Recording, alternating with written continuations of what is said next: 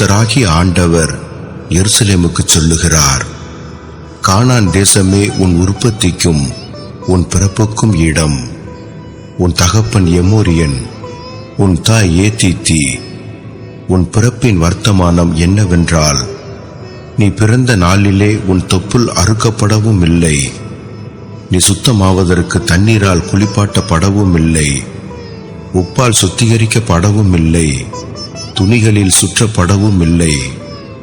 உனக்காக பரிதபித்து இவைகளில் ஒன்றை ஆகிலும் உனக்கு செய்ய ஒரு கண்ணும் உன் பேரில் இரக்கமாய் இருந்ததும் இல்லை.